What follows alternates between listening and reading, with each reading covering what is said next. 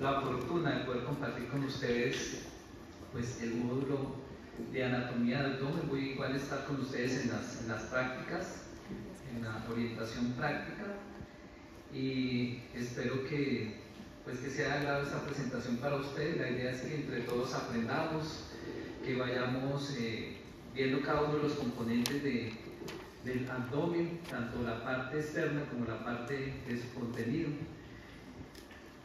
Para hoy vamos a empezar entonces con el tema de paraabdominal y canal inguinal, mal llamado conducto. Vamos a ver por qué no se debe llamar conducto sino canal, y vamos a empezar con esta presentación.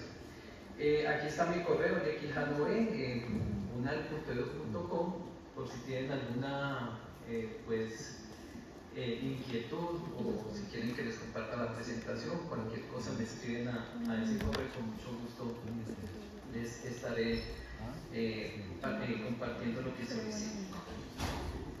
Entonces, para empezar, vamos a ver unos resultados esperados del aprendizaje, que es identificar y describir las estructuras anatómicas, como les había dicho, de la pared abdominal como tal, del conducto inguinal, que pues se le llama más canal inguinal, sin embargo dentro de la programación la aparecemos como conducto inguinal. Comprender la ubicación relativa de los órganos internos con respecto a esa pared torácica de importancia clínica, esa proyección de los órganos que nos va a permitir desde el punto de vista clínico ubicarnos en los distintos cuadrantes. Explicar los músculos que forman esa pared abdominal, cuál es su inervación, su irrigación, cuáles son sus funciones como tal. Comprender esa importancia clínica, sobre todo de la pared abdominal y del canal inguinal, que ustedes van a ver que en cirugía general muchas de las patologías que se presentan a nivel del abdomen también tienen que ver con esa pared abdominal y con el canal inguinal, lo que vamos a ver como hernias inguinales. Y lógicamente describir las estructuras anatómicas que pasan a través de ese conducto inguinal, tanto en hombres como en mujeres, entendiendo la relevancia clínica que tiene estas estructuras en las hernias inguinales.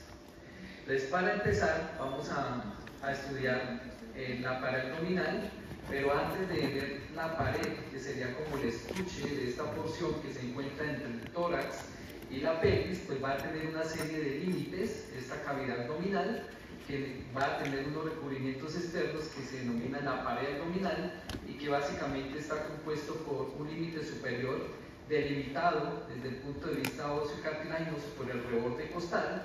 Sin embargo, ustedes por su clase de tórax deben recordar que el límite entre el tórax y el abdomen es el músculo diafragma, el cual estaría su inserción o su cúpula diafragmática derecha e izquierda a nivel de la vértebra torácica T5. Por lo tanto, desde el punto de vista clínico, podemos dividir el tórax en una región 1 por encima de la tetilla, una región 2, en la cual esa región 2, como vemos, corresponde a una cavidad denominada abdomen.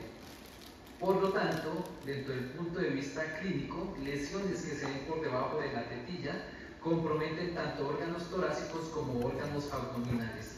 Esta aclaración es porque muchas veces tendemos a pensar que el tórax incluye las últimas 7 costillas, que realmente lo que está haciendo es proteger órganos que están en la cavidad abdominal. Entonces, ese límite superior tendría como base fundamental el músculo diafragma. Hacia la región superficial topográfica vemos el reborde costal junto con la apófisis sifoides, y como límite inferior vamos a tener la apertura o el estrecho superior de la pelvis, en la cual ustedes recordarán que existe un promontorio, una línea arqueada y el pubis, donde esa estructura o ese límite de la pelvis es lo que nos va a formar como tal ese límite inferior de la cavidad abdominal. Este límite, que lo forma la línea arqueada, pues nos va a delimitar también lo que es la pelvis falsa, donde vamos a encontrar órganos abdominales, de la pelvis verdadera, que es la que ustedes van a ver en el siguiente módulo, de la parte de reproductor. Esta estructura que ustedes ven aquí delimitando no forma como tal un piso porque es una apertura. Arriba tenemos como tal una estructura que cierra la cavidad abdominal, que es el diafragma, pero abajo tenemos estos límites óseos delimitados por la línea arqueada, la cresta pectínea y el pubis como tal, que sería el límite inferior más no el piso de lo que llamamos la cavidad abdominal. Esta cavidad abdominal pues, va a tener un contenido que es una serie de órganos acompañado de una estructura que se llama el peritoneo, que es una membrana serosa que vamos a encontrar que ayuda a recubrir internamente esa pared abdominal.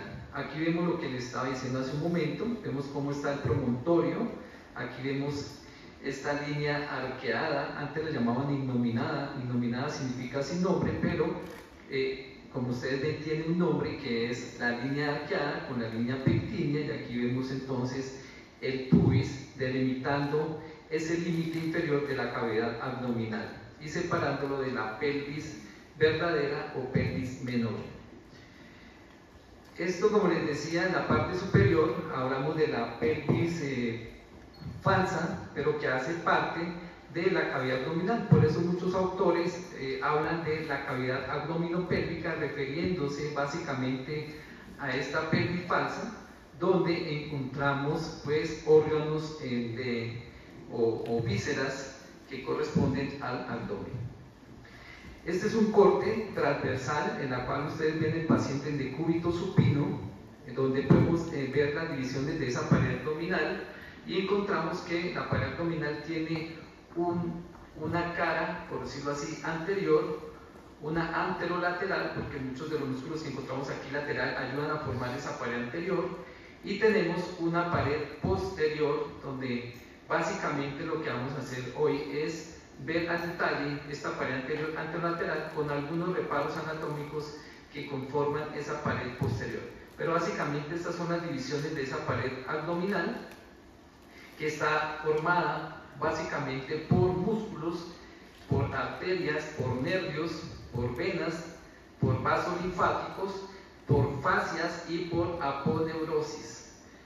Esas fascias, recuerden que recubren los órganos. Las aponeurosis hagan de cuenta que son tendones planos que van a formar estuches, en este caso acá rodeando el músculo recto anterior del abdomen, que vamos a ver que está protegido o encapsulado, por decirlo así, por una serie de aponeurosis que le van a formar pues protección y resistencia a la pared abdominal.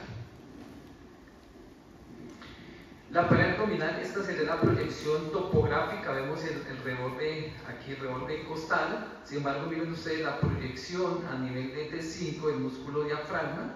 Miren ustedes que esta región que estaría aquí delimitada hacia abajo es el reborde costal. Sin embargo, recuerden que la pared abdominal, si somos específicos, va a incluir esta porción, esta región del tórax, que correspondería a los cuadrantes superiores más superiores.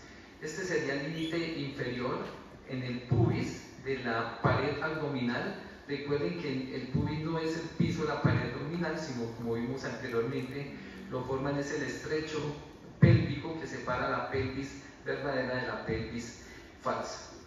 Y aquí en la pared abdominal, entonces decíamos que tenemos una cara anterior, una cara anterolateral y una región posterior que estaría lógicamente opuesta a esta porción, y esto nos permite, a través de, si hacemos una imagen translúcida a través de esta pared abdominal, vemos cómo se proyectan los órganos de la cavidad abdominal. Aquí vemos, por ejemplo, en el límite superior vemos la presencia de las cúpulas diafragmáticas, y aquí hacia inferior vemos este ligamento, que sería el ligamento inguinal, junto con el borde superior del pubis, que formarían ese límite inferior de la pared abdominal.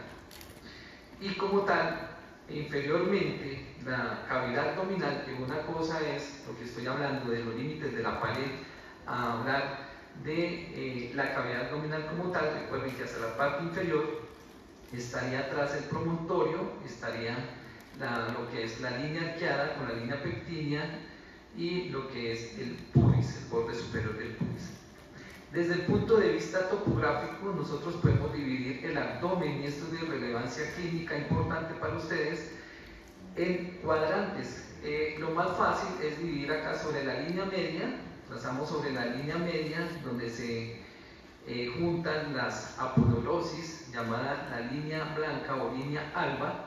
Podemos trazar una línea imaginaria por toda la línea media y una línea horizontal que pase a través de la cicatriz de la pared abdominal que se llama el ombligo, y podríamos dividir el abdomen simplemente en 4 cuadrantes: un cuadrante superior derecho, un cuadrante superior izquierdo, un cuadrante inferior izquierdo y un cuadrante inferior derecho. Pero lo que actualmente utilizamos y lo que ustedes van a utilizar es esta división en la cual ustedes ven una proyección de unas líneas verticales y 2 horizontales, las cuales, si nosotros miramos aquí la imagen, vemos cómo estas líneas verticales son proyecciones de la mitad de la clavícula, llamada línea medioclavicular, que se proyecta hacia la región inferior, ¿sí?, tanto derecho como del lado izquierdo, y tenemos 2 líneas, una horizontal superior que pasa a través del reborde costal y otra línea horizontal inferior que pasa a nivel de las crestas ilíacas o de las espinas ilíacas anterosuperiores, de tal forma que la anatomía topográfica de esta pared abdominal nos queda dividida en 9 cuadrantes. Aquí en esta imagen ustedes ven otra línea en color verde que corresponde simplemente a un límite topográfico de proyección de la vértebra lumbar L1, que nos sirve como punto de referencia para ubicar muchas estructuras que tenemos dentro de la cavidad abdominal. Entonces, esta línea básicamente está atravesando ese punto del reborde costal con lo que tiene que ver con la línea medioclavicular derecha, y ahí vamos a encontrar lo que corresponde al píloro, y ese punto del píloro se relaciona específicamente con la vértebra L1. Como les digo, es un punto de referencia. Desde el punto de vista topográfico de la pared abdominal vemos que la línea horizontal superior es un poco más baja con respecto a esta línea. Entonces, esta serie de cuadrantes nos permiten a trasluz relacionar las estructuras anatómicas internas dentro de la cavidad abdominal que se proyectarían en cada uno de estos cuadrantes. Entonces, tenemos 3 cuadrantes superiores, 3 cuadrantes medios y 3 cuadrantes inferiores en la pared abdominal. Estos cuadrantes van a tener unos nombres característicos que vamos a ver a continuación y que se denominan, empezando por el cuadrante superior derecho, hipocondrio derecho, una región central que se denomina el epigastrio, epi arriba del gastro, del estómago, y tenemos el hipocondrio izquierdo. Luego tenemos en la región media un flanco derecho, una región umbilical o meso, recuerden que meso significa medio, y un flanco izquierdo. Tenemos los cuadrantes inferiores, tenemos la fosa inguinal derecha, la región del hipogastrio, entonces hipo abajo, entonces miren, ustedes se dan cuenta, tenemos epi arriba, meso en la mitad e hipogastrio en la parte más inferior. Y por último tenemos lo que se conoce con el nombre de fosa ilíaca izquierda o región inguinal izquierda. Esta es la proyección, les decía acá que podemos dividir el abdomen sobre la línea media en 4 cuadrantes, pero la más utilizada es esta, en la cual vemos el hipocondrio derecho, el epigastrio, el hipocondrio izquierdo, aquí vemos el mesogastrio, el flanco derecho, el flanco izquierdo, la fosa ilíaca derecha, el hipogastrio y la fosa ilíaca izquierda.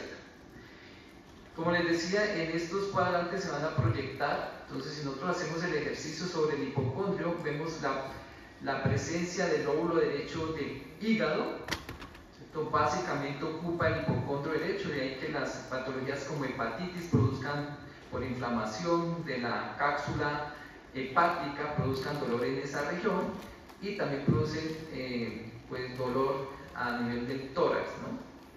Tenemos el epigastrio, donde vamos a encontrar también el hígado, que cubre parte del estómago, ahí vamos a encontrar también el estómago, por eso cuando hay gastritis, aquí aparece el dolor en el epigastrio, lo que algunos pacientes denominan la boca del estómago, ¿cierto? Recuerden que también en el tórax, cuando hay un infarto, en el caso del corazón, de la arteria coronaria derecha, donde involucra la arteria interventricular posterior, o lo que antes denominaban en la nómina anatómica francesa como arteria descendente posterior, también puede producir dolores a nivel del epigastrio. Entonces, no todo lo que nosotros los pacientes o familiares, como ya ustedes estudian medicina, les dicen, tengo dolor en el epigastrio, lo primero que ustedes o la gente se imagina es que todo lo que duele ahí es una gastritis, y no. Van a ver ustedes que probablemente también los infartos de cara inferior pueden producir dolor en el epigastrio. Entonces, no siempre los dolores del epigastrio son gastritis. Entonces, por eso hay que hacer un diagnóstico adecuado. A nivel del hipocondrio izquierdo alcanzamos a tener parte del lóbulo izquierdo del hígado, pero también vemos lo que es el fondo del estómago, que estaría participando de ese hipocondrio izquierdo junto con este órgano que se llama el vaso. El vaso estaría a nivel del hipocondrio izquierdo. Vemos hacia la región del mesogastrio. Mesogastrio básicamente vemos lo que es el colon transverso, vemos lo que son las asas yeyunales, ¿sí? Asas que se dirigen hacia el lado izquierdo.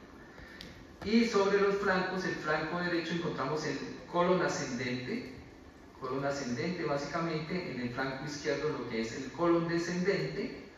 A nivel del hipogastrio vamos a encontrar asas ileales, una porción del intestino delgado, y la parte superior de la vejiga. Este límite suprapúbico es importante también porque a través de ese límite superior y a través de la pared abdominal podemos hacer punciones con una aguja, una jeringa, cuando necesitamos hacer una punción vesical, es decir, para hacer el retiro de la orina, pues entonces podemos nosotros, a través de ese límite de la pared abdominal, con relación al pubis, podemos hacer esa punción para sacar orina. En la fosa ilíaca derecha básicamente encontramos lo que es el ciego y la apéndice. El apéndice va a tener dos localizaciones, una localización retrocecal, que significa que está por detrás del ciego, y una posición pélvica. Entonces la apéndice es una de las posiciones más usuales, de acuerdo al porcentaje en estudios en cadáveres, que va a estar en una ubicación retrocecal o una posición pélvica. Y a nivel de la fosa ilíaca izquierda vamos a encontrar lo que es el colon sigmoides, por su forma S, pues se denomina colon sigmoides, que básicamente es la estructura que más se inflama, como en el caso de los pacientes con diverticulitis, es decir, con una serie de dilataciones que le sale al colon sigmoides, y por eso algunos autores dicen que es como una apendicitis, pero en el lado izquierdo, sin ser apendicitis, simplemente es para hacer una correlación clínica, porque recuerden que la apendicitis, el dolor de la apendicitis, pues por su ubicación normal o usual es al lado derecho en la fosa ilíaca derecha.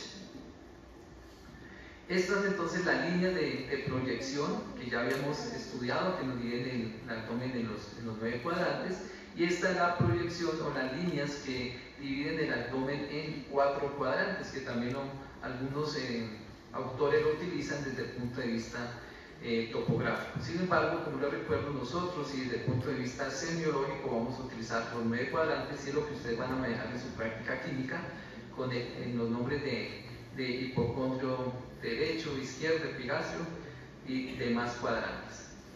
Aquí vemos la proyección nuevamente de los órganos de la pared abdominal, y básicamente la pared abdominal también hay una serie de puntos de propagación del dolor por algunas patologías que es importante que ustedes empiecen ya a manejar, y es que a nivel de la pared abdominal también importantísimo, como a nivel de la línea medioclavicular con el reborde costal encontramos un punto, que son puntos dolorosos cuando examinamos los pacientes, que nos indican que probablemente ese paciente esté presentando una patología. Entonces encontramos a ese nivel encontramos el punto de Murphy o de Murphy, algunos autores lo denominan así. Ese punto es donde nosotros con nuestra palpación lo que hacemos es decirle al paciente que tome, que ventile, que haga inspiración, que tome aire, y al tomar aire nosotros oprimimos ese punto de intersección, y cuando la vesícula está inflamada, con nuestra mano y el paciente ventilando, haciendo inspiración, pues va a haber una presión sobre ese punto, sobre la vesícula biliar, y si esa vesícula biliar está inflamada, pues va a doler y el paciente inmediatamente va a suspender la inspiración. Si no hay inflamación, pues uno se toca ahí o le tocan ahí, uno puede ventilar adecuadamente sin presentar dolor a ese nivel cuando uno oprime. Otro de los puntos importantes en la pared abdominal corresponde al punto de McBurney, que corresponde, ustedes miren, la espina ilíaca anterosuperior con relación al ombligo, aquí estaría el ombligo.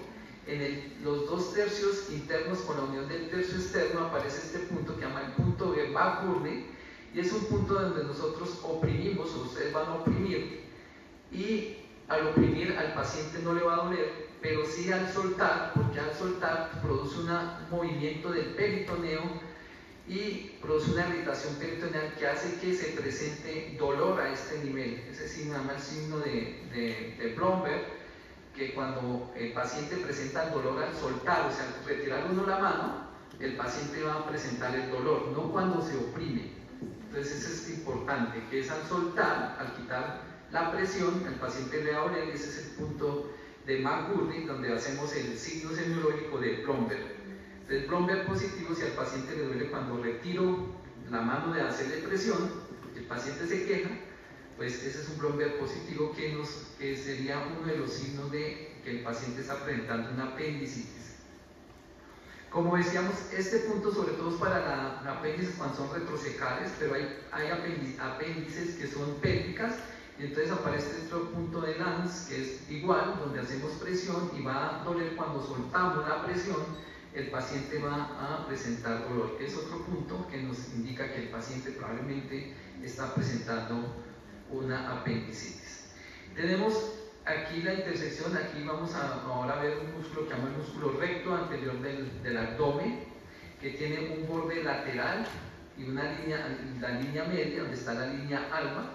Entonces aquí vemos el límite lateral del músculo como tal, aquí no está el músculo, pero el límite lateral, según el esquema, estaría aquí a este nivel, porque en la intersección de una línea que atraviese el ombligo con ese borde lateral, encontramos también un punto doloroso cuando el paciente tiene, por ejemplo, un cálculo renal que acabe de descender y que está en la unión pielo-uretral, es decir, en el inicio del uréter. Los cálculos desgarran la mucosa del uréter y producen mucho dolor, sangrado, y una de las manifestaciones clínicas que nosotros al palpar a este nivel podríamos, o el paciente refiera dolor a este nivel, podría ser un cálculo o una infección urinaria que esté inflamando el punto ureteral que se llama superior. Por lo tanto, hay un punto ureteral superior, hay un punto ureteral medio y un punto ureteral inferior que no lo podemos palpar a través de la pared abdominal, sino nos toca a través de la pelvis. Y este es el punto ureteral medio, en la cual es por la intersección también del borde lateral del músculo, es el que hay acá, con una línea que pasa por que une topográficamente la línea, esta línea que une las espinas ilíacas anterosuperiores. Entonces aquí quedaría el punto ureteral medio, que corresponde a otro estrechamiento del uréter, que corresponde a los vasos ilíacos, en la cual nosotros encontramos que ahí hay otro estrechamiento y un cálculo se podría enclavar ahí a ese nivel y el paciente nos manifestaría dolor. Entonces, básicamente estos son puntos para que ustedes vean la importancia de la pared abdominal en la prohibición de esos puntos dolorosos. Luego tenemos aquí áreas, como ustedes ven, áreas timpánicas por la presencia de aire en el estómago. Lógicamente, el paciente estará en decúbito supino para que el aire ascienda hacia la pared abdominal, y encontramos un área protegida únicamente por pared muscular, la pared abdominal, que corresponde al área de timpanismo gástrico o triángulo de la B, ¿sí?, en la nómina francesa, en la cual si percutimos, es decir, si golpeamos con nuestros dedos la pared abdominal, vamos a escuchar un ruido, un sonido timpánico. Al igual que el área timpanismo gástrico, que se encuentra cubierto básicamente por las últimas costillas, ¿sí? Y que tiene aquí el límite, pues básicamente lo que es la novena costilla, sigue la dirección de la novena costilla del arco costal, y estaría por detrás de esos componentes costales y condrales, en donde nosotros si percutimos, a pesar de que es hueso, vamos a escuchar un sonido timpánico, a diferencia del que encontramos cuando percutimos a nivel del hipocondrio derecho del hígado, que es un sonido mate. Entonces, timpánico es porque hay aire, igual que cuando ustedes percuten los pulmones, cuando vieron tórax, me imagino que hablan de eso, porque hay aire, pues aquí también tenemos esas áreas de timpanismo por la presencia de aire en el estómago como tal, en la cavidad denominada, en la estructura anatómica denominada el estómago. Esto simplemente es para recordarles didácticamente los 9 cuadrantes. Ahí están los nombres: el hipocondrio, el epigastrio, el mesogastrio o región umbilical, el hipogastrio. Tenemos el hipocondrio derecho, el hipocondrio izquierdo, el flanco derecho, el flanco izquierdo, y tenemos la fosa ilíaca derecha y fosa ilíaca izquierda. Ustedes ven que también le pueden llamar región inguinal izquierda, región inguinal derecha o la región lateral derecha. Pero lo que utilizamos actualmente en la nómina anatómica internacional de la FICAC es estos nombres como tal. Recuerden que importante que aquí no se los antecedentes, si ustedes vean solo nomenclatura anatómica internacional o solo vean lo de los epónimos. Sin embargo, yo voy a hablarlo sobre la nómina anatómica internacional, y los epónimos también se los nombro, pero algo más como dicen, para conocimiento, más no como para que se los tengan que aprender. Tenemos también la proyección en la pared abdominal. Las denominadas líneas de Langer son líneas de tensión de la piel, son donde estas líneas nos representan, donde hay menos tensión de la piel, que nos sirve como de referencia para las incisiones quirúrgicas. Entonces está la disposición, es mucho más fácil hacer una decisión siguiendo las líneas de Langer para evitar también mayores tramos a la pared abdominal, que hacerla en sentido opuesto, cortando como tal esas líneas, pues va a quedar una cicatriz mucho más grande, y fuera de eso vamos a dañar cada uno de esos dermatomas que van a estar presentes en la pared abdominal. Entonces estas líneas simplemente es para que cuando se haga cirugía a nivel de la pared abdominal, pues se tengan presentes y se trate de realizar con base en la dirección de estas líneas de Langer. Y bueno, tenemos las capas de la pared abdominal. Importante conocer esas capas de la pared abdominal. Primero, para hacer diagnósticos de lesiones a nivel de la pared, y segundo, cuando estén rotando por cirugía general, pues es importante saber qué planos anatómicos están incidiendo en esa pared abdominal. Entonces aquí tenemos la pared abdominal. Lógicamente pues va a tener un primer recubrimiento que es la piel, ¿cierto? Donde encontramos la epidermis, la dermis, ¿sí? Entonces tenemos la primera capa, corresponde a la piel.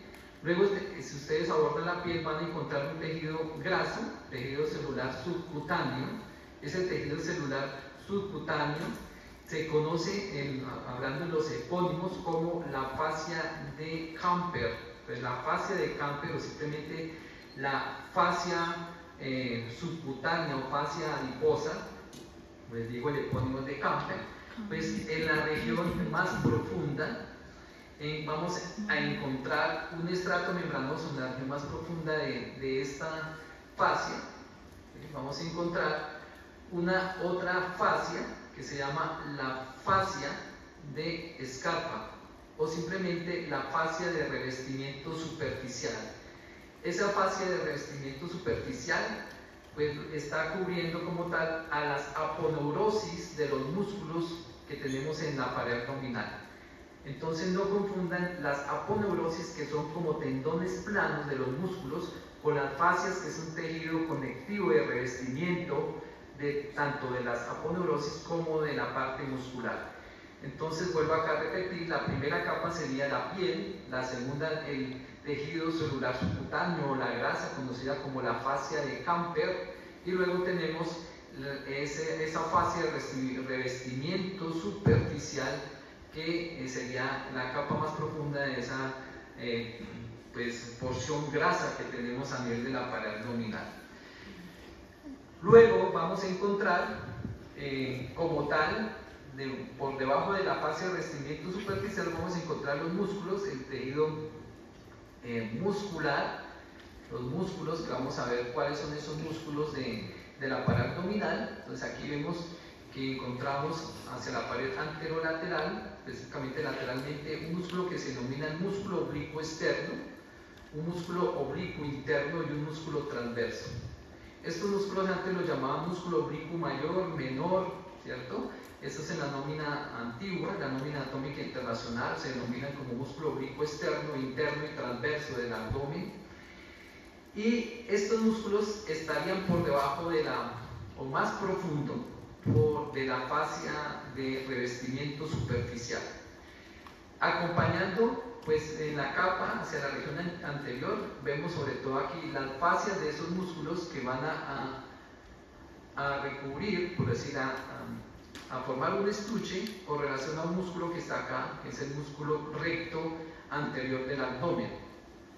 Ese músculo recto anterior del abdomen va a estar cubierto por estas aponeurosis, que vuelvo y le repito, no la van a confundir con la fascia de revestimiento superficial. Ahora vemos una imagen donde podemos comparar las dos estructuras como tal.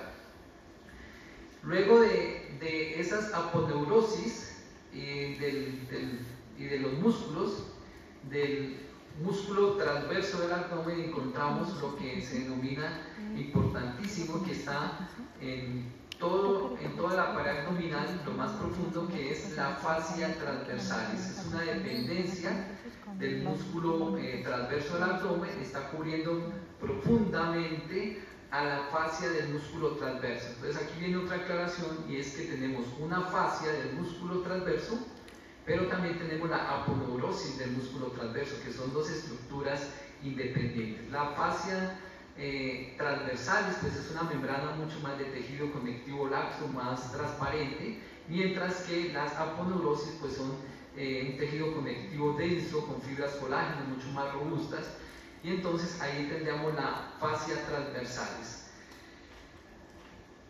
Pues más profundo vamos a encontrar una grasa, que es la grasa extraperitoneal, y profundamente vamos a encontrar otra membrana serosa que se denomina el peritoneo, es decir, la lámina parietal del peritoneo. Vamos a ver más adelante que el peritoneo es una membrana serosa igual que la pleura del pericardio, solo que aquí la disposición es diferente a la pleura del pericardio, pero tiene también dos láminas, una lámina parietal en relación con la pared abdominal, por eso la incluimos dentro de las capas de la pared abdominal, y una lámina visceral que estaría en relación con órganos viscerales, con las vísceras que se encuentran dentro de esa cavidad abdominal. Entonces aquí básicamente miren ustedes lo que es la piel. Luego encontramos de la piel el tejido graso. Este es un paciente delgado, casi no tiene grasa. Vemos aquí entonces esta sería la fascia de Camper o la fascia grasa, como tal, la grasa que ustedes ven cuando hacen la incisión.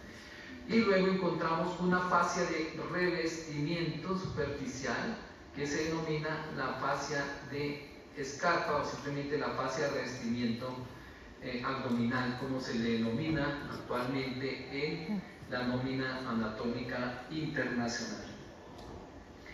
Esto es lo que les decía. Miren, aquí está el músculo oblicuo externo, es este músculo. Miren la aponeurosis, son fibras de colágeno. Miren la disposición de esas fibras que son paralelas unas con otras. Esto permite que fácilmente se separen esas fibras. Nosotros acá con una tijera o una pinza las podemos separar, producir aperturas fácilmente. Pero miren ustedes, cubriendo la aponeurosis y los músculos encontramos las fascias. Es mucho más difusa, el tejido es mucho más difuso, por lo tanto lo podemos despegar Y esto es lo que yo les decía, que no confundan la fascia con la aponeurosis. La aponeurosis son como tendones aplanados del músculo, mientras que las fascias son de recubrimiento, y miren ustedes que es mucho más denso el tejido. Esta es la fascia de revestimiento superficial. La fascia transversalis, que vamos a encontrar por dentro, lo más profundo, tiene estas características también, ¿sí? Pero pues lógicamente es una estructura mucho más densa, ¿sí? Entonces aquí esto es lo que quería que les quedara claro, lo que es la aponeurosis y lo que es la fascia de revestimiento superficial. Entonces aquí en este esquema de la TESTIT y de PRO vemos cómo básicamente aquí nos está mostrando nuevamente esas capas. Aquí tenemos la piel, tenemos tejido celular subcutáneo o fascia de Camper. Aquí encontramos profundamente esa fascia de revestimiento superficial, que sería la de escarpa. Luego tenemos los tres músculos del abdomen, que son el oblicuo externo, el oblicuo interno y el transverso, cada uno con sus fascias respectivas, con sus aponeurosis, con sus aponeurosis del oblicuo externo, la aponeurosis del oblicuo interno, la aponeurosis del músculo transverso. Y si vamos hacia la profundidad, vamos a encontrar también aquí una fascia que se denomina la fascia transversalis, que sería la más profunda, que si vemos acá sería esta que está acá atrás. Entonces aquí le repaso: la piel, tejido celular subcutáneo, estaría la fascia de revestimiento superficial.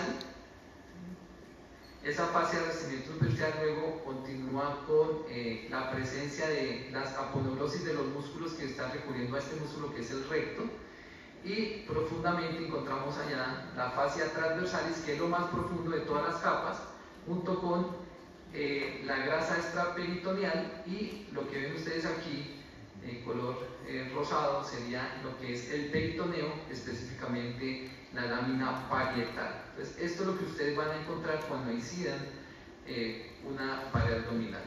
Y por supuesto aquí en la parte inferior vamos a encontrar una estructura que se denomina el canal inguinal, del cual vamos a hablar más adelante, en el que podemos ver que ese canal tiene un orificio superficial, que es el que se puede observar acá, que se llama el anillo inguinal superficial, y va a tener un orificio profundo, ¿sí? Profundo, que se denomina el anillo inguinal profundo, que lo vamos a ver en detalle más adelante.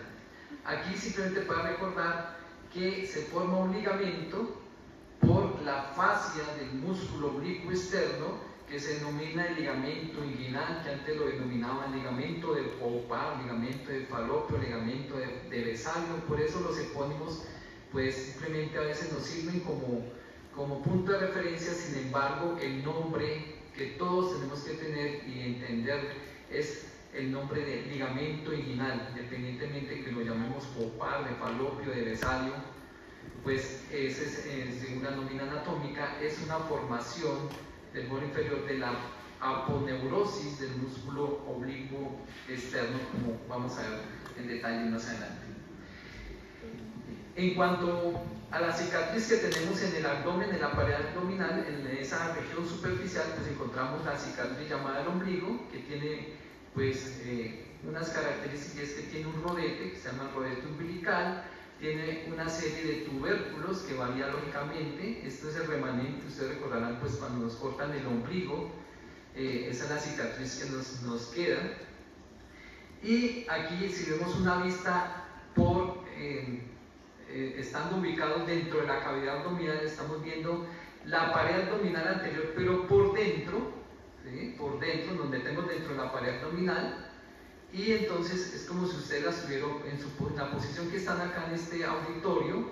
Es como, hagan de cuenta que ustedes están dentro de esa cavidad abdominal y están viendo lo que hay por detrás de la cicatriz llamada ombligo. Entonces aquí tenemos el ombligo como tal a este nivel, y miren ustedes que hay unos elementos remanentes que quedaron desde cuando se cortó el cordón umbilical. Entonces aquí, para mostrarle algunos que van a ser más claros más adelante, son que encontramos ese tejido extraperitoneal junto con ligamentos del peritoneo, que es el ligamento falciforme que une el hígado a la pared abdominal anterior, pero también envía expansiones fibrosas subperitoneales hacia el ombligo. Vemos el ligamento redondo del hígado, que es el remanente de la vena umbilical. Cuando nos cortan el cordón umbilical, recuerden que hay dos arterias y una vena umbilical y dos arterias umbilicales en el cordón umbilical, que eso es lo que uno cuando tiene un parto y corta el cordón debe verificar, que estén los tres vasos. Antes, cuando no había ecocardiograma ni ecografía, los clínicos miraban el cordón umbilical y veían si solo tenía dos vasos, lo más probable es que eso se asociaba a una malformación cardíaca congénita y empezaban a hacer estudios. Ahora no, ahora esperamos que para el niño presente cianosis, dificultad ventilatoria, para empezar a hacer un ecocardiograma y mirar si tiene una malformación cardíaca o cardiopatía congénita, que no debería ser así, sino sería la clínica, y lo otro ya sería para correlacionar lo que uno está sospechando o diagnosticando. Hacia abajo tenemos los pliegues umbilicales mediales, que son los remanentes de las arterias umbilicales. Entonces recuerden, el ligamento redondo del hígado es el remanente de la vena umbilical, y los pliegues umbilicales mediales son los remanentes de las arterias umbilicales, del cordón umbilical. Y en la región media tenemos el pliegue umbilical mediano, que es el remanente de una estructura embriológica que se llama el uraco, que probablemente ustedes, si ya ven embriología, pues recordarán que viene el vértice de la vejiga y que todos convergen a buscar esa cicatriz que es el ombligo. Entonces, esta es la vista anterior superficial y esta es la vista profunda, vista desde la cavidad abdominal. Y tenemos unos músculos de la pared abdominal, y entonces los vamos a ver acá. Esta es la pared abdominal, miren ustedes, tiene básicamente unos músculos planos o anchos. Yo siempre les digo a ustedes que básicamente estos son continuación de los músculos intercostales, solo que no hay costillas, pero si ven la disposición de las fibras de estos músculos, el oblicuo externo sería la continuación del músculo intercostal externo, ya que sus fibras van de lateral hacia medial, solo que aquí no hay costillas, ¿cierto? Otro de los músculos que ustedes ven acá, que vamos a ver, es el músculo oblicuo interno, el músculo transverso, todos con sus aponeurosis, cubiertos acá por la fascia de revestimiento superficial, que sería la que le sigue. Y estas fascias todas van a venir hacia la línea media, hacia la línea alba, que actualmente también se denomina, más que una línea, es una zona, porque no es que tengamos una línea como tal, ¿no? Tenemos es una zona alba que se pigmenta a nivel de la piel cuando en los estados de embarazo o gestación se pigmentan y forman una línea ya no blanca, sino una línea oscura durante el embarazo. Y un músculo hacia la parte más anterior que corresponde al músculo recto anterior del abdomen. Entonces aquí los tenemos en detalle. Aquí tenemos el músculo oblicuo externo. Este músculo oblicuo externo, ustedes ven las características de las fibras. Son fibras oblicuas que van de lateral hacia medial. Eso es importante que ustedes lo tengan presente, ya que el oblicuo interno, las fibras van en sentido contrario a las del oblicuo externo. Este músculo oblicuo externo, ustedes lo están viendo acá, a este lado de acá, básicamente viene del quinto al séptimo cartílagos costales, acá arriba, con estas digitaciones de la apófisis sifoides, y ustedes ven que descienden y van a ir hasta la cresta pectínea y hacia la sínfisis del pubis a través de esta aponeurosis que se denomina la aponeurosis del músculo oblicuo externo, y que esa aponeurosis me va a formar lo que conocemos como el ligamento inguinal. Entonces el ligamento inguinal depende de la aponeurosis del músculo oblicuo externo. Luego tenemos que este músculo va a tener una inervación, básicamente va a ser por los nervios intercostales. Son nervios intercostales del séptimo al 12, es decir, el 12 el nervio subcostal. El nervio subcostal van a darle esa inervación, y estos músculos en su mayoría lo que hacen es flexionar el tronco.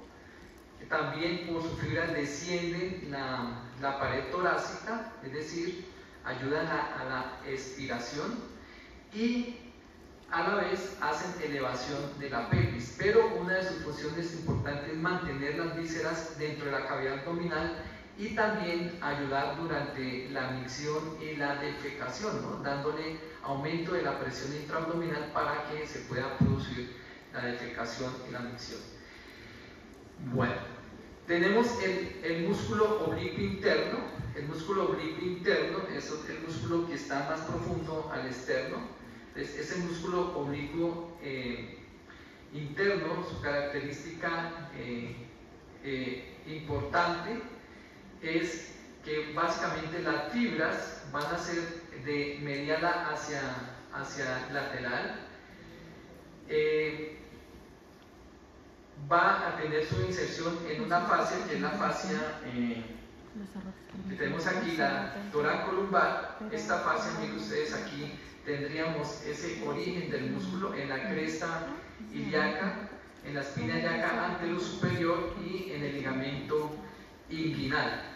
Entonces miren que el ligamento inguinal, que es parte de la aponeurosis del oblicuo externo, también sirve como punto de inserción para algunas fibras, sobre todo en la región lateral de este músculo oblicuo interno, donde las fibras van desde medial, oblicuamente de medial hacia lateral, mientras que el oblicuo externo era lo contrario, ¿no? De lateral hacia medial. Miren que ahí se parece esa distribución de las fibras de los músculos intercostales.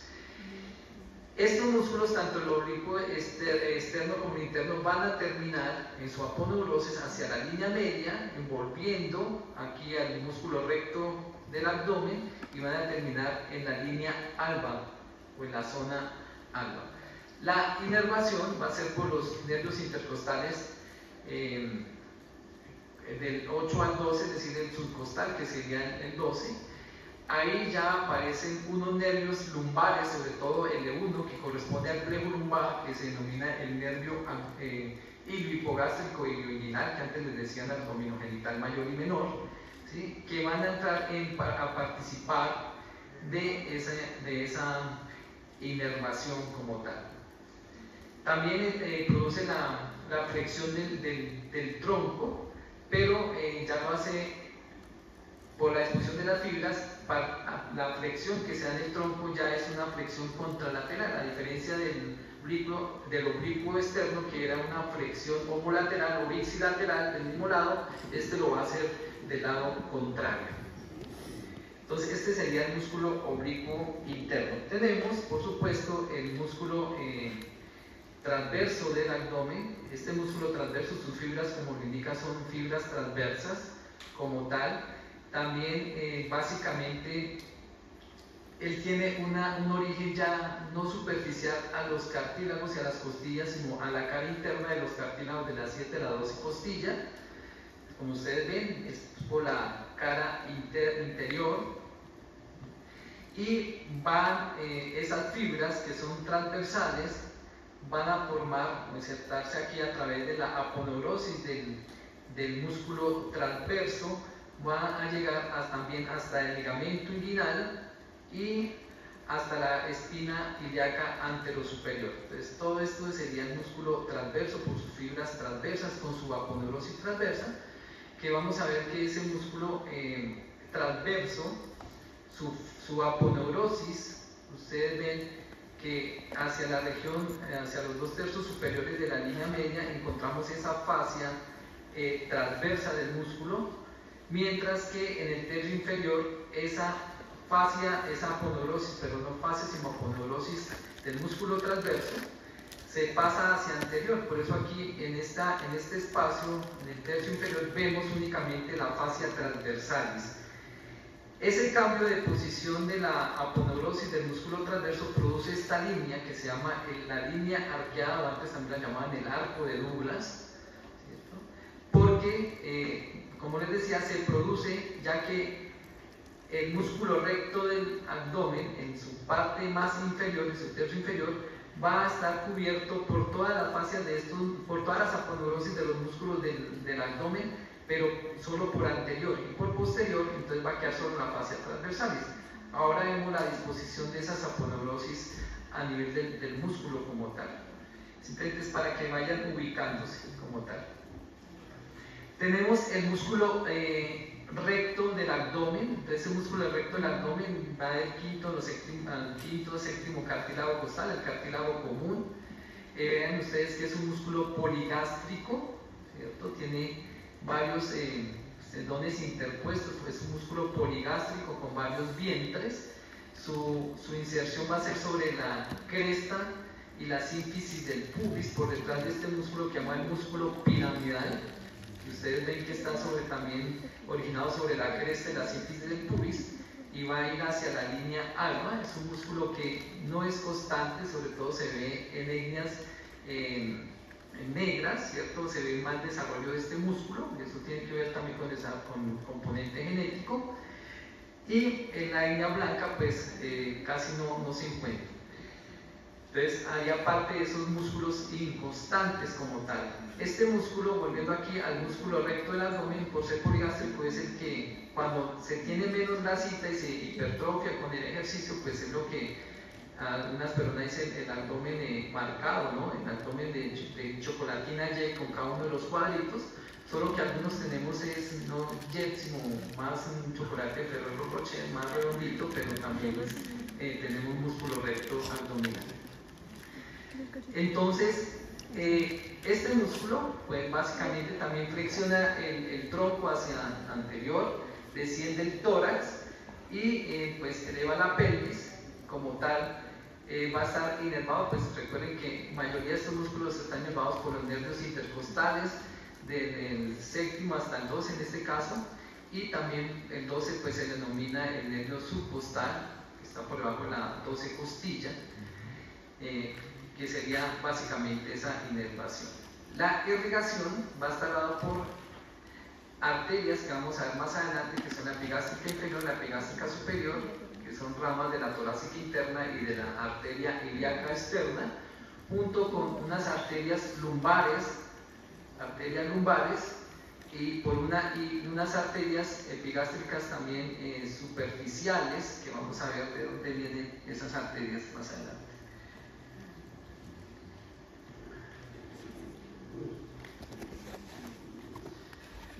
Bueno, aquí esta imagen es para mostrar nuevamente el músculo transverso del abdomen. Las fibras son transversas como tal. Esto viene de la fascia toracolumbar. Vemos cómo se inserta sobre la cresta ilíaca y hace reflexión sobre el canal inguinal, formando una de sus bordes superiores, como lo vamos a ver más adelante.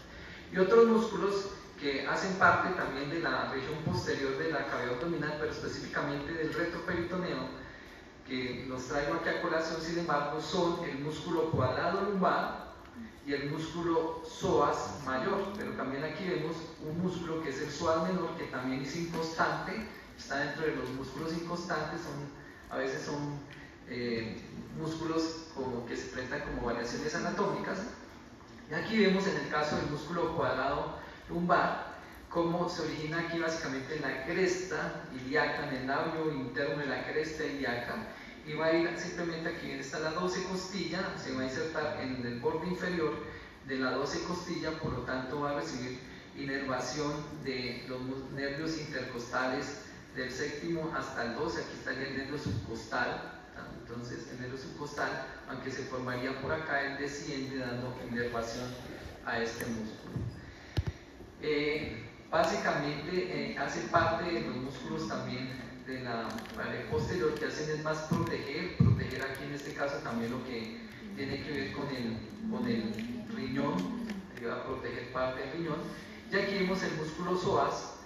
El músculo psoas aquí iría en esta región que fue retirado, si ustedes lo ven acá, ese músculo psoas, pues básicamente se va a originar aquí de los procesos transversos o apófisis transversas de las vértebras lumbares, y entonces va a dirigir sus fibras inferiormente para buscar la unión con el tendón de este músculo que hace parte de la pelvis, que es el músculo ilíaco, y forman el músculo psoas ilíaco. Como tal, estos dos músculos, aquí vemos el psoas, al unirse con el ilíaco, forman el psoas ilíaco y van a insertarse finalmente en el trocánter menor, haciendo flexión de la cadera e inervado por el nervio femoral, como ustedes probablemente lo vieron en anatomía 1, cuando vieron los músculos del miembro inferior.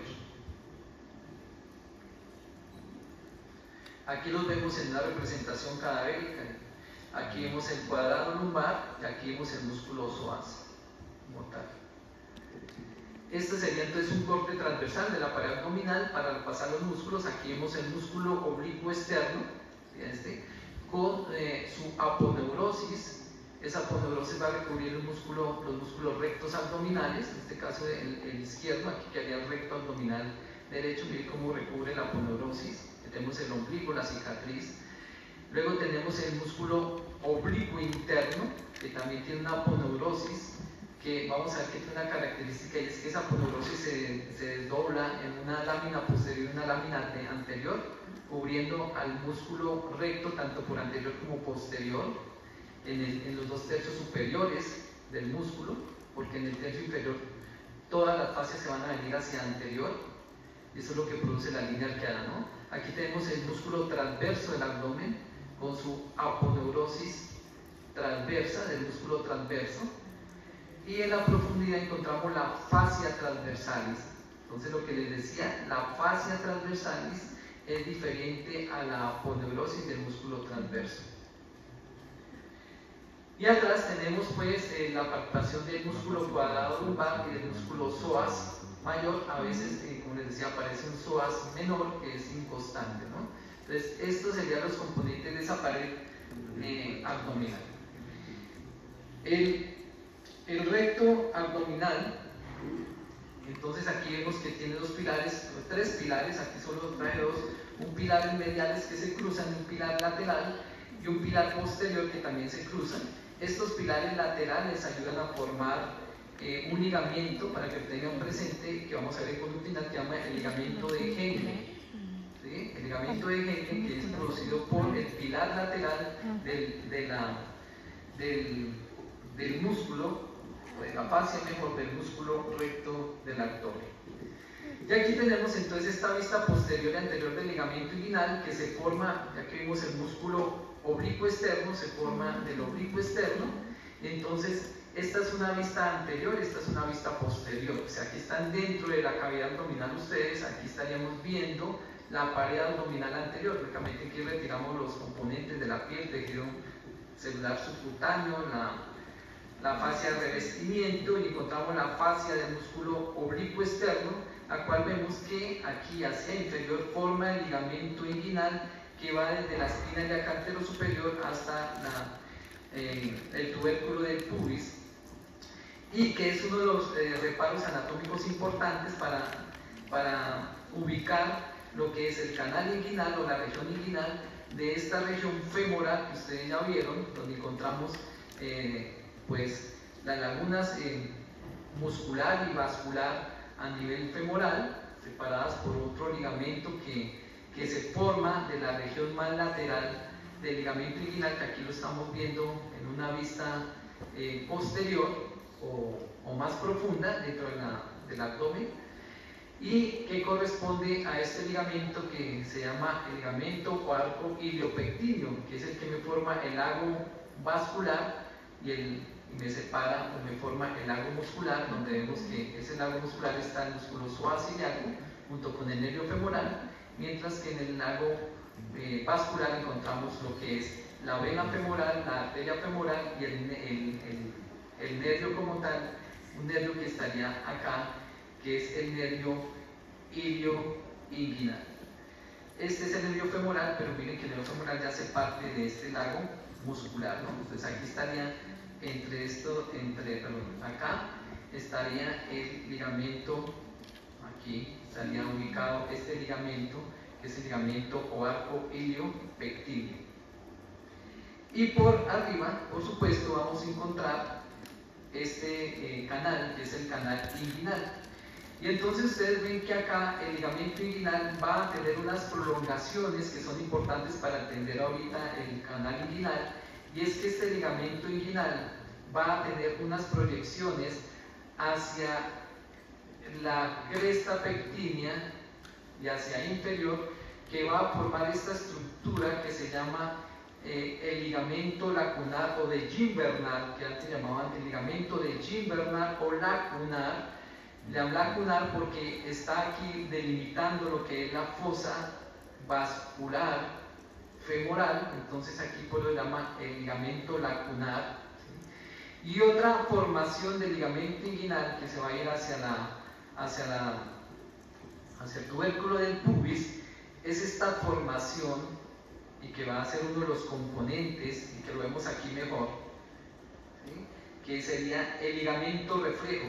Ese ligamento reflejo se va a ir a unirse con el pilar lateral del músculo recto abdominal. Entonces, esta imagen se las traigo a cotaciones para que ubiquen este ligamento reflejo que ayuda a formar la pared posterior inferior de lo que es el trayecto inguinal hacia la región medial, y el ligamento lacunar, que no tiene que ver con el canal inguinal, sino que tiene que ver es con la fosa vascular, que sería este, que es el ligamento lacunar o de Gimberger. Entonces aquí miren, este sería el ligamento reflejo, que es una prolongación del ligamento inguinal, y tenemos, si levantamos el ligamento inguinal, pues podemos ver otra de las prolongaciones del inguinal, que sería este, que es el ligamento de Gimberger o ligamento lacunar. Entonces miren, el ligamento reflejo y el ligamento lacunar o de Gimberger. Nuevamente el músculo recto, para verlo por dentro, miren acá tenemos entonces, los músculos que forman la pared abdominal vista desde la parte endoabdominal. Aquí vemos el ligamento falciforme con el ligamento redondo del hígado, y aquí veríamos entonces esta membrana que correspondería a lo que es el peritoneo, que sería el peritoneo parietal. Aquí vemos los ligamentos umbilicales mediales, que son los remanentes de las arterias umbilicales, y vemos el ligamento umbilical medio, que es el remanente de Uraco. Entonces son los ligamentos que ustedes van a ver por dentro de la pared abdominal anterior, para que los tengan presente: el falciforme, el redondo, los umbilicales mediales, tanto derecho como izquierdo, y el ligamento umbilical mediano, no medio sino mediano, como el nervio mediano del plejo braquial. Esto entonces es un corte sagital de la pared abdominal anterior, que me sirve para explicar la distribución de las fascias y poder entender ahora el canal inguinal. Estos son los músculos del abdomen oblicuo externo, los fibras laterales, de lateral hacia medial. Luego tenemos el oblicuo interno, el músculo transverso, cada uno con sus aponeurosis. Entonces aquí vemos la piel, el tejido celular subcutáneo, esta línea en color azul, que correspondería a la aponeurosis del músculo oblicuo externo. Luego tenemos esta aponeurosis, que es la aponeurosis del músculo oblicuo interno, y finalmente vamos a tener esta en color azul hacia posterior, que es la aponeurosis del músculo transverso del abdomen. Entonces esta aponeurosis del transverso es esta que ustedes ven acá de color rojo oscuro, ¿sí? Que ese sería el músculo transverso, y aquí está la aponeurosis transversa en color azul. Sin embargo, ustedes ven que atrás, recubriendo todo ese músculo, encontramos una fascia que se llama la fascia transversalis, ¿no? La fascia transversalis, que está por detrás de la fascia del músculo transverso. Estas dos estructuras corresponden al músculo oblicuo interno, y ustedes ven que hay una tanto por anterior como por posterior. Quiere decir que la aponeurosis del músculo oblicuo interno se ve en una lámina anterior y en una lámina posterior. Pero observen ustedes sobre la región inferior como todas las fascias, tanto que pasan por anterior como las que van por posterior, es decir, la lámina posterior del oblicuo interno con la fascia del músculo transverso, se hacen todas anteriores.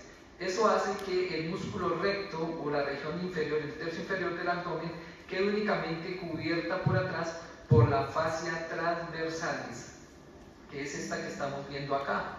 Entonces, esto es lo que, al pasarse en todas las fascias hacia anterior, tanto la del oblicuo externo como la del como la del músculo oblicuo interno, las dos, y la del transverso, hacen que se forme esta estructura que se conoce con el nombre de arco de Douglas o línea arqueada, que vendría a ser esta estructura, y que se continúa con un ligamento que procede de la fascia transversalis, que es el ligamento interfoveolar o ligamento de Hessenbach, que vamos a ver más adelante cómo es la característica.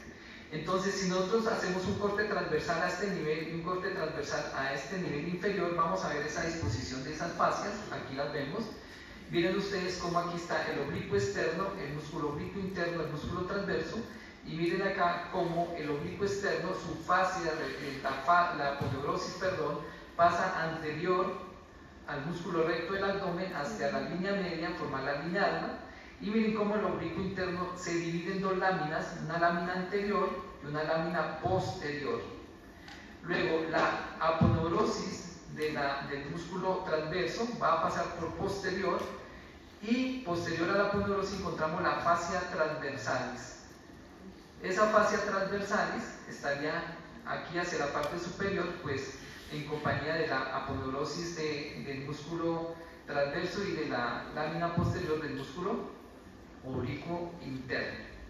Hacia inferior, todas estas fases van a pasar anterior al músculo recto. Entonces, si hacemos este corte acá, miren cómo todas las fases del oblicuo externo, las aponeurosis del oblicuo externo, del oblicuo interno y del transverso, se pasan a todas hacia anterior, de tal forma que lo único que vamos a encontrar hacia la región posterior es la fascia transversalis, acompañada por la grasa extraperitoneal, que quedaría más profundo, y por el peritoneo parietal.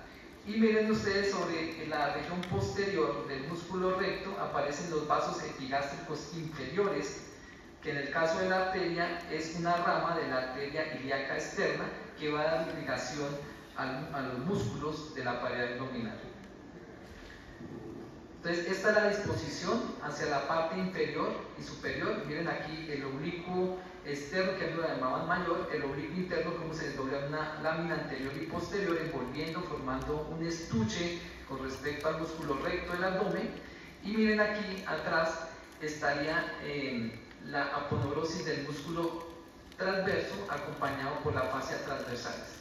Cuando todas estas aponeurosis se pasan hacia anterior del músculo, en la parte inferior se pasan todas hacia anterior, lo único que nos queda por posterior es la fascia transversalis, y se nos forma ese cambio de la aponeurosis del músculo transverso, que se va hacia anterior al músculo, pues nos forma este arco que llama el arco de Douglas o línea arqueada, que se continúa con el ligamento interfoveolar, que va a reforzar la pared posterior del conducto inguinal. Otro importante de la pared abdominal es el triángulo de Jean-Louis Petit, que es un triángulo lumbar inferior, que es un sitio por donde pueden salir hernias lumbares.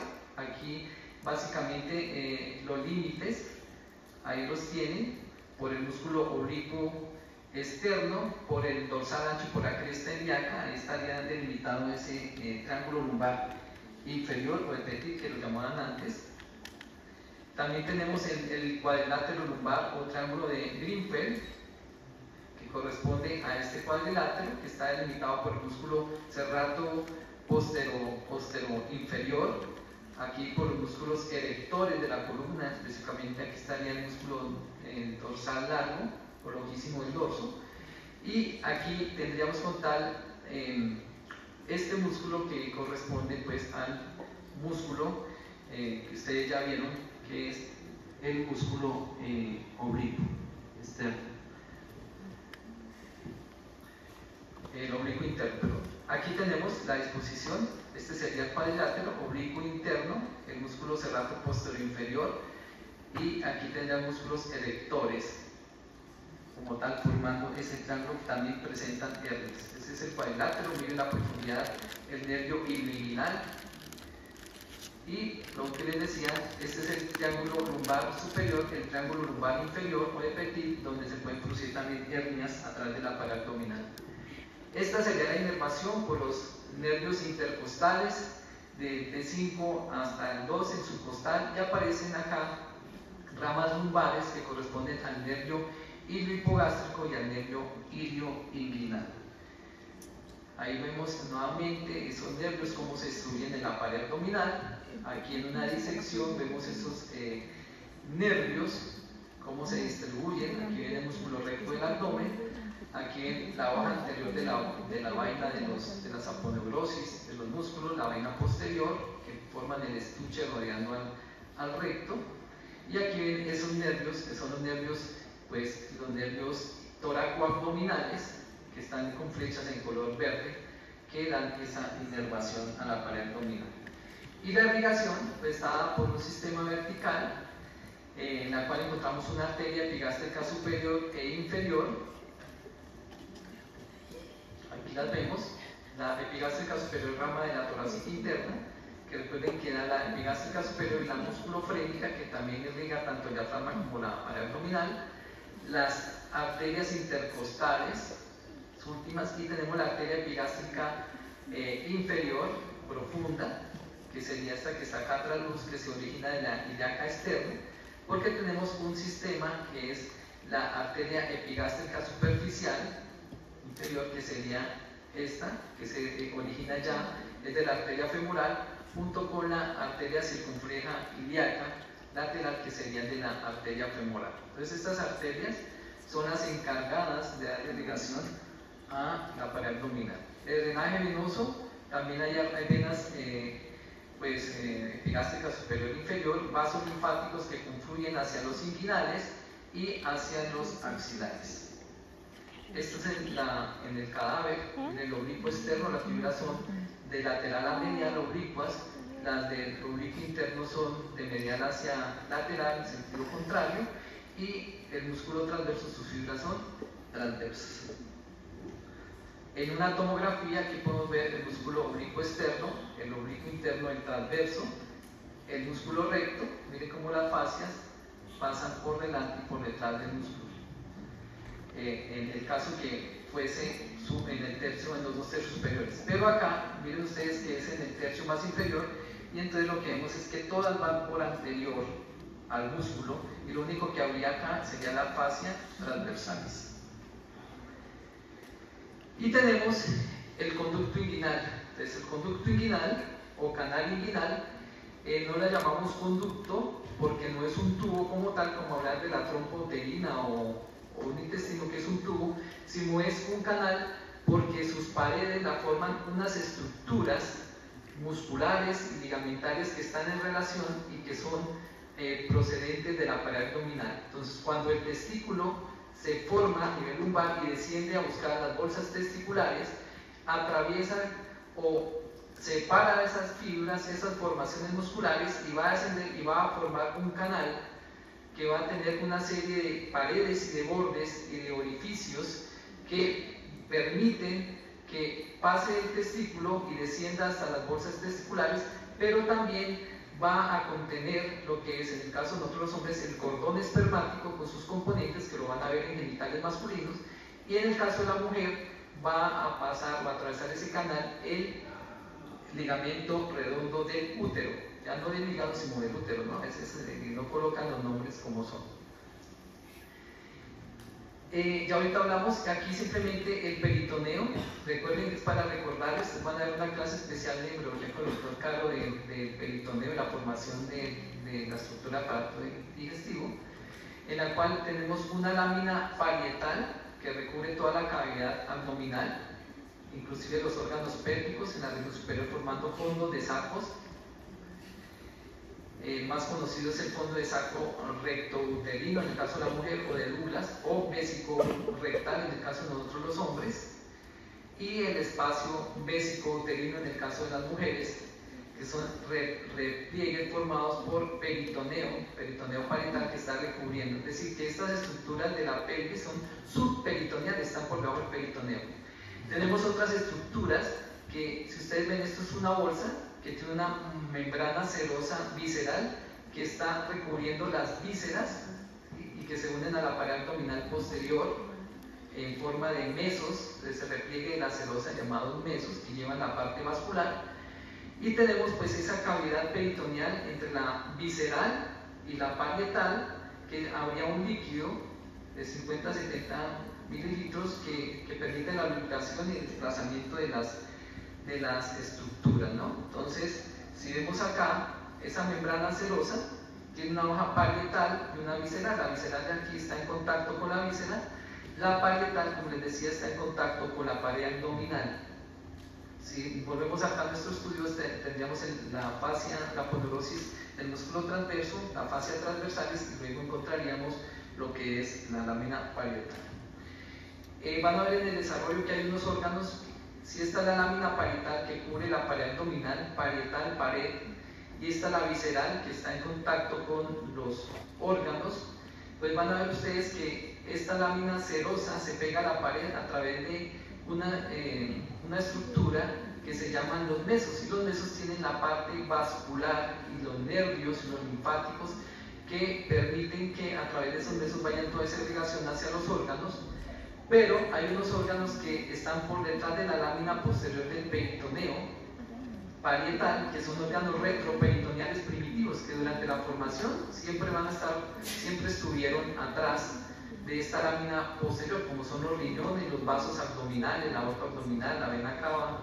Y hay otros órganos que, si ustedes ven acá este meso, hay órganos que se pueden desplazar y se pegan a la pared posterior, teniendo un meso inicialmente, se pegan, ¿sí? Miren el meso, pero se pegan, y entonces van a quedar retroperitoneales secundarios, y al pegarse la serosa que veíamos anteriormente, esa serosa, acá, miren esta serosa, al pegarse acá, se fibrosa y forma una fascia de coalescencia, que algunos autores llaman las fascias de Toll, que vamos a ver luego en el abdomen, y que no es más que esa fascia que se formó por la unión de la estructura hacia atrás, y en la cual se formó un órgano retroperitoneal ya, miren, porque ya aquí pasó a estar por detrás del peritoneo parietal, y sería un órgano retroperitoneal como tal secundario, no primario como estos que vemos acá, sino ya sería secundario, unidos por una fascia que se llama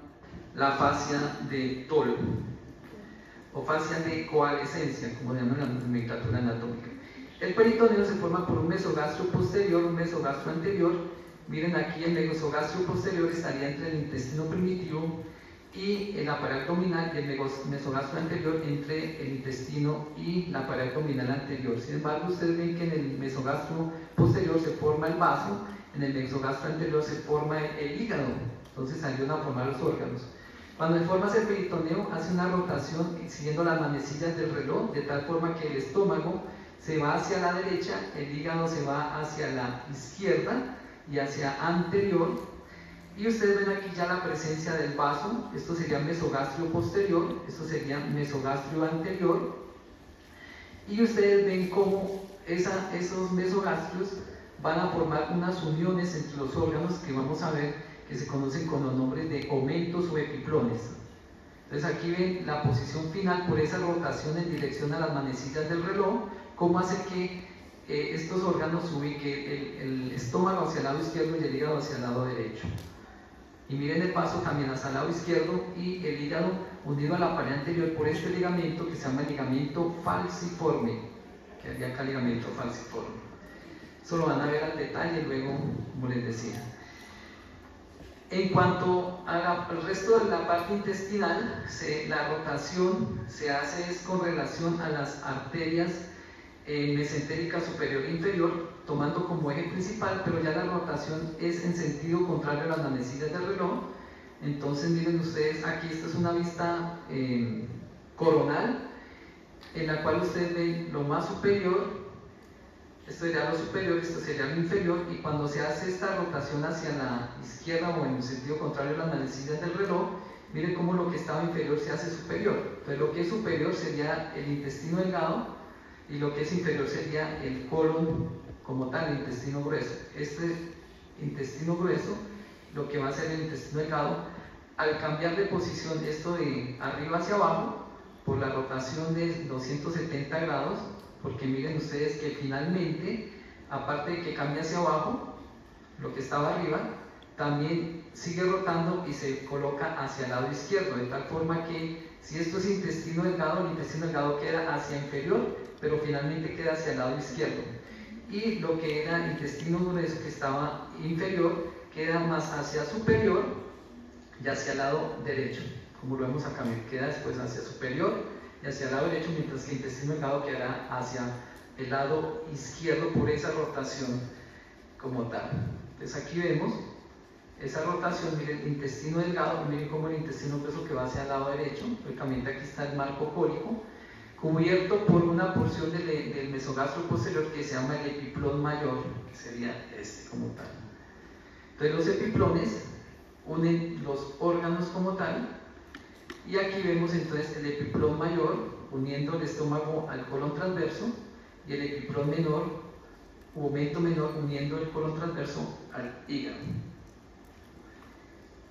Esto lo voy a pasar porque van a tener pues su clase de peritoneo. Hay unos órganos que son intraperitoneales como tal, es decir, no tienen esa membrana serosa que lo recubre, como son los ovarios y la parte distal de la tuba uterina.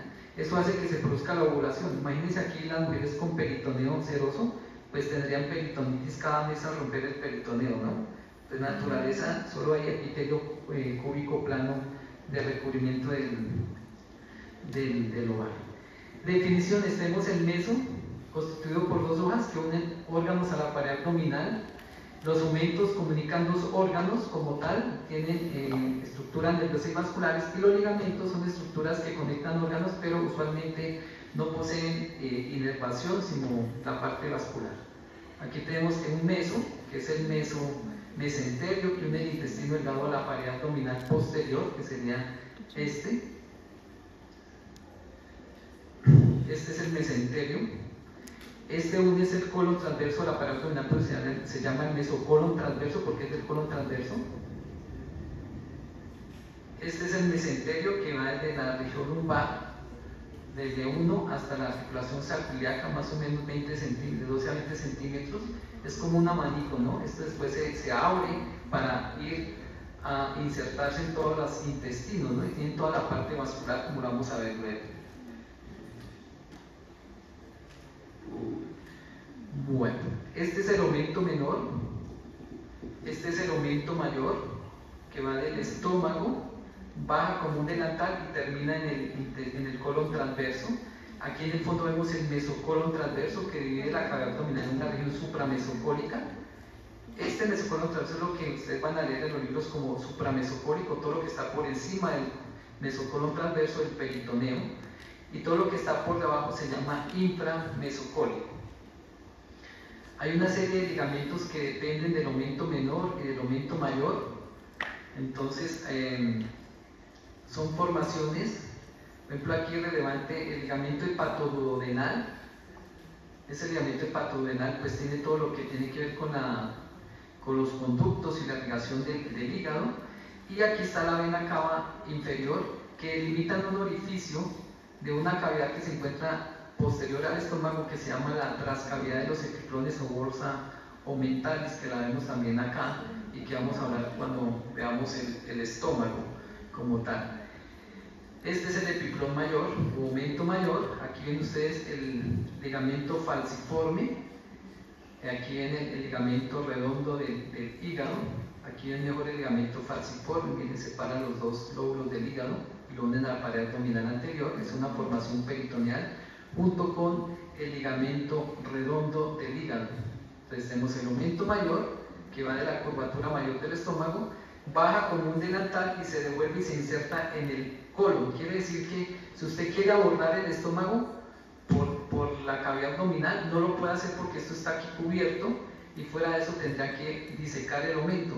Entonces hay un orificio que permite comunicar la cavidad retrogástrica o aumental o bursa aumentalis con esta cavidad, que es el hiato de Wislop o hiato aumental, que sería este orificio que está acá, que permite esa comunicación entre la cavidad retrogástrica o bursa aumentalis, o trascavidad de los epiprones, con la cavidad peritoneal como tal, porque sería el único sitio por donde se puede llegar a esa cavidad. Bueno, esto es en el cadáver, nuestro ligamento falciforme. Aquí estaría el ligamento redondo en la parte inferior. Aquí viene el aumento mayor, aquí viene el aumento menor que une el hígado con la curvatura menor del estómago. Este es el aumento menor. Entonces hay aumento menor y aumento mayor. Este nuevamente es el aumento mayor. Aquí estaría el ligamento gastrocólico, ¿sí? En la unión, ligamento gastrocólico, ¿sí? Pero todo esto que ustedes ven es el aumento mayor. Ligamento falciforme, ligamento redondo de hígado, no lo confundan con ligamento redondo de útero.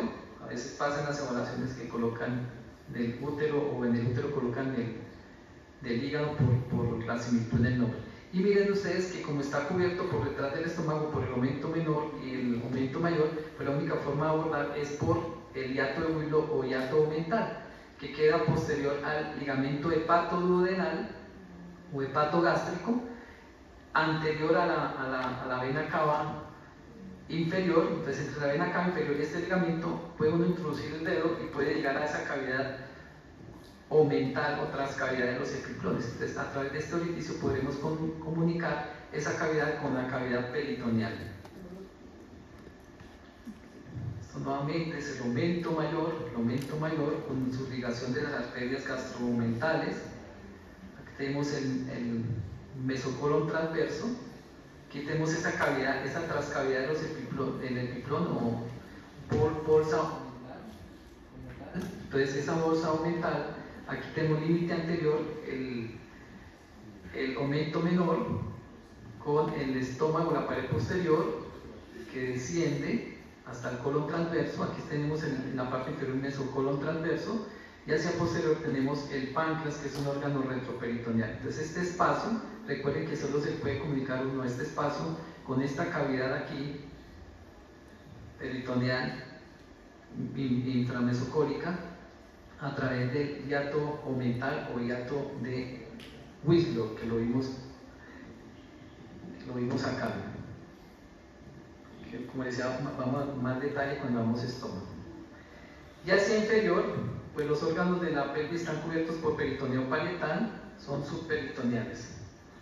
Entonces este es un cuadro que nos muestra cuáles son los órganos que tienen peritoneo visceral: estómago, vaso, intestino delgado, el ciego, apéndice, colon transverso y sigmoides, parcialmente peritonizados, hígado, colon ascendente y colon descendente, retroperitoneales, están por detrás de la lámina peritoneal posterior, pero son primarios desde el desarrollo: los riñones, glándulas suprarrenales, los uréteres, los grandes vasos, es decir, la aorta abdominal y la vena cava inferior, y retroperitoneal secundario, que sería el páncreas, el duodeno y el ducto colédoco, es decir, que inicialmente tenían su meso y después se pegaron a la pared y quedaron como retroperitoneales. E intraperitoneal, es decir, que no está recubierto por peritoneo como tal, el ovario y la parte distal del tubo. Esta pared abdominal, en cirugía ustedes van a ver que se puede reconstruir, o no reconstruir, sino se coloca esta bolsa que fue ideada acá en el hospital de San Juan de Dios por el doctor Osvaldo Borraes en 1984, en el cual utilizó las bolsas de los histofló de la recolección de orina y lo colocó, fue un ingenio que colocó para proteger las vísceras, y esto permitía diariamente estar abriendo estas bolsas para hacer lavados de la parte abdominal, disminuyendo la infección, y posteriormente pues permite por ya la disminución de la inflamación, permitió unir la pared abdominal como tal. Entonces esto, pues, lógicamente ahora hay otros materiales sintéticos, inclusive con cremallera en los hospitales de alta complejidad, ¿no? Que se pueda unir la cremallera, hacer lavado de la cavidad abdominal y volver y cerrar. Este es el canal inguinal, ya para terminar, en la cual hablábamos del ligamento inguinal. Encontramos que este canal inguinal, que no es como tal un conducto sino un canal, porque lo forman estructuras como tal, son paredes aplanadas con un borde superior, un borde inferior, una pared anterior, una pared posterior, un orificio superficial, que es el anillo inguinal superficial, y un anillo inguinal profundo, que estaría posterior y más profundo, ¿sí? No está aquí hacia la región superficial, sino está profundo. Pues ustedes ven que está por encima de la laguna vascular, donde estaría aquí el ligamento iliopectíneo, la laguna muscular, por donde también se presentan hernias, y que es importante que ustedes miren cómo este ligamento inguinal es el que nos permite ubicar hernias inguinales de las hernias femorales, ¿no? Recuerden que el ligamento inguinal producía unas prolongaciones de sus fibras, que eran el ligamento reflejo que encontramos aquí al fondo, estas fibras, y este ligamento que corresponde a la fosa lagunar o vascular, que se llama el ligamento lacunar o de Gimbernack, ¿no? Entonces, este es el ligamento de Gimbernack o lacunar, que son fibras que proceden del ligamento inguinal, y estas son las del ligamento reflejo, que antes le decían ligamento de Coles, ligamento de Coles o ligamento reflejo. Recuerden que este ligamento inguinal se forma por las fibras de la aponeurosis del músculo oblicuo externo, ¿no? El oblicuo externo, que miren ustedes que me forma la pared anterior del canal inguinal. Salud.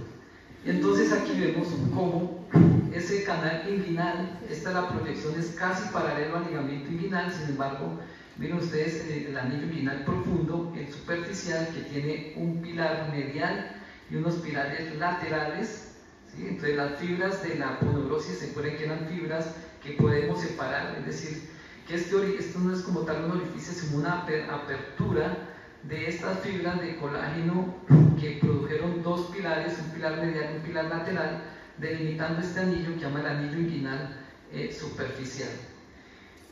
Entonces el canal inguinal tiene una pared anterior, una pared posterior, un borde superior, un borde inferior, tiene un anillo inguinal superficial y un anillo inguinal profundo. Entonces esta es una imagen de la región inguinal derecha que nos muestra entonces cómo acá el oblicuo externo forma la pared anterior. Miren aquí la presencia del oblicuo interno, que pasa medial y superior al anillo inguinal profundo, y el músculo transverso, que pasa superior al canal inguinal, formando el borde superior de ese canal inguinal. Este músculo transverso lo traigo a cotación porque miren su aponeurosis va a formar una prolongación que va a ir hacia el tubérculo del pubis, y va a formar lo que se conoce con el nombre de la os inguinal. La os inguinal.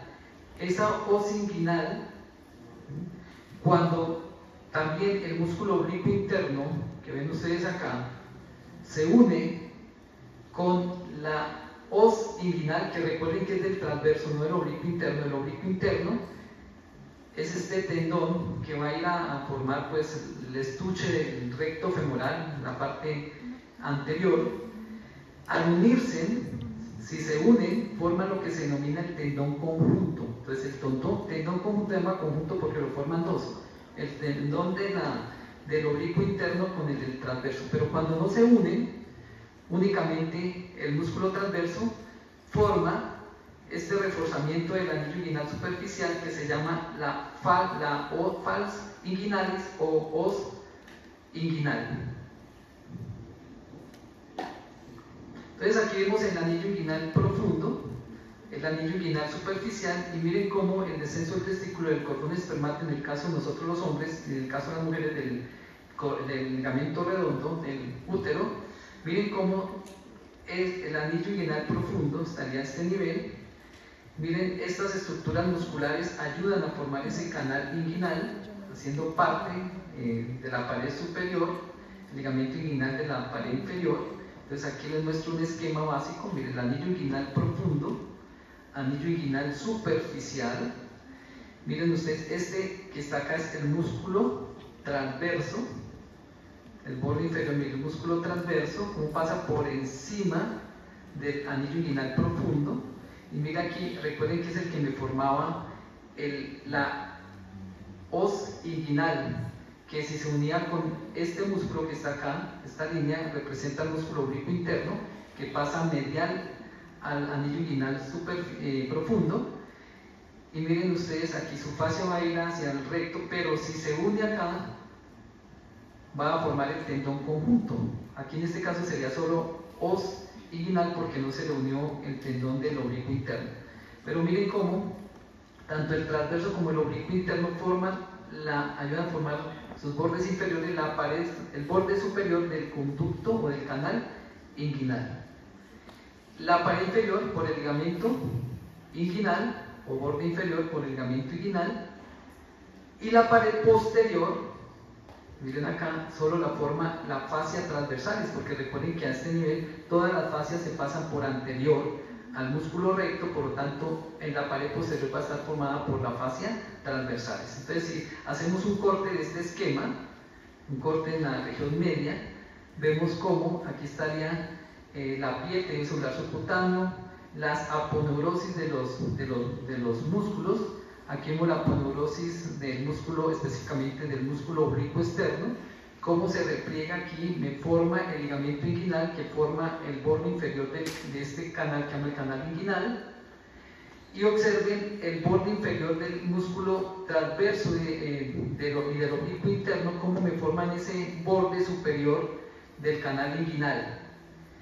La pared posterior pues está formada por esta estructura que se llama la fascia transversalis, y la pared anterior pues está formada por la fascia del músculo oblicuo externo.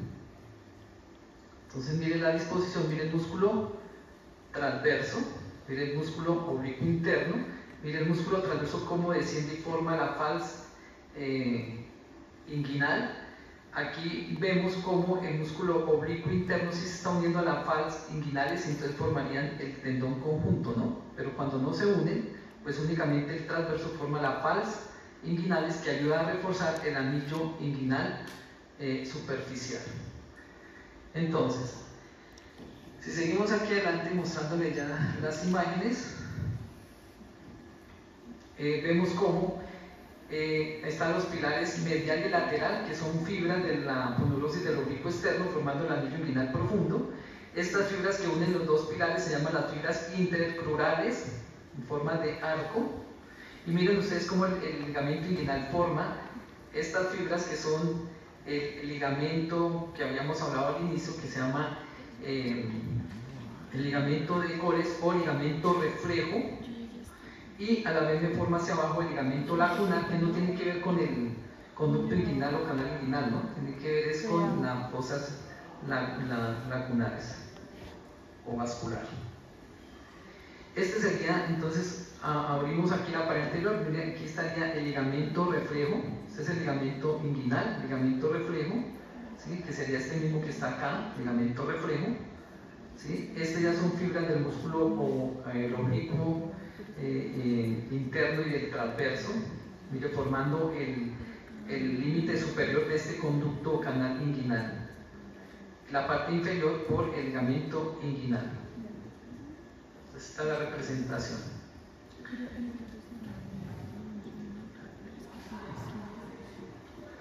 Aquí nuevamente vemos entonces el anillo inguinal superficial. Aquí vemos la os inguinal formada por el músculo transverso. Sin embargo, miren que aquí se une con el tendón de la aponeurosis del oblicuo interno y forman el tendón conjunto. Aquí tenemos el ligamento reflejo, ¿sí? Ligamento reflejo, y aquí tenemos otro ligamento que refuerza esa pared abdominal posterior, esa pared posterior, perdón, del canal inguinal, que es la fascia transversalis. Este ligamento que refuerza la fascia transversalis es un engrosamiento de la fascia transversalis que se llama ligamento interfoveolar o de Hessenbach.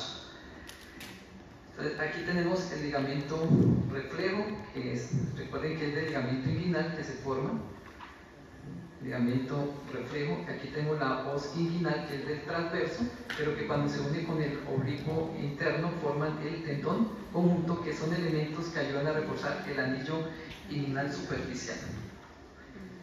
Esta es una vista posterior. Entonces vemos cómo aquí aparecen otros elementos, el ligamento inguinal, pero miren la fascia transversalis como tiene unos engrosamientos que se llaman, uno que pasa medial al anillo inguinal profundo, que es el ligamento de Hessenbach o interfoveolar, porque está entre las dos fosas triangulares del canal inguinal. Y esta estructura que se llama el tracto iliopúbico o cintilla iliopectínea de Thomson, que llamaban antes, el tracto iliopúbico, porque va del ilion hacia el pubis, que muchos autores lo confunden con el ligamento inguinal. Están al mismo nivel, reforzando esa borde inferior, pero este es un engrosamiento de la fascia transversal. Mira, el ligamento inguinal está aquí anterior, ¿sí? Pero a veces hay muchos autores de cirugía que dicen que este es el ligamento inguinal también, y no, son dos estructuras diferentes, son engrosamientos de la fascia transversal, el hilo pectíneo, el hilo púbico y el ligamento de Hessenbach o interfoveolar, como se le conoce en la nómina anatómica internacional. Entonces es un corte transversal del canal, pues del canal inguinal, donde vemos el pilar, aquí vería el anillo inguinal superficial, su pilar lateral, su pilar medial. Y aquí reforzándolo el ligamento reflejo como tal. Entonces ya esta imagen, miren, entonces está la fascia transversalis, que es lo único que forma la pared posterior. La pared anterior es por la fascia del músculo oblicuo externo. Inferior tenemos el ligamento inguinal, tenemos el ligamento iliopúbico, que es engrosamiento de la fascia transversal y no es el mismo inguinal, como les decía. Y tenemos, reforzando la pared posterior, el ligamento interfoveolar o de Hessenbach. Y mira aquí el origen de los vasos epigástricos inferiores, ¿sí? Que van a dar la irrigación a la pared abdominal, pero que estarían mediales al anillo inguinal profundo. Este es el anillo inguinal profundo, y ustedes ven que se forma es por la fascia transversalis. Entonces la fascia transversalis se continúa y va a formar la fascia espermática interna del cordón espermático. Miren, este orificio o hendidura se forma por la fascia transversalis. No es que hagamos un agujero, sino que esta es la fascia transversalis que pues va a formar la fascia espermática interna del cordón espermático como tal. Entonces se forma cuando desciende el testículo. Y el borde superior por el borde inferior del músculo transverso y del oblicuo interno. Entonces este sería el canal inguinal.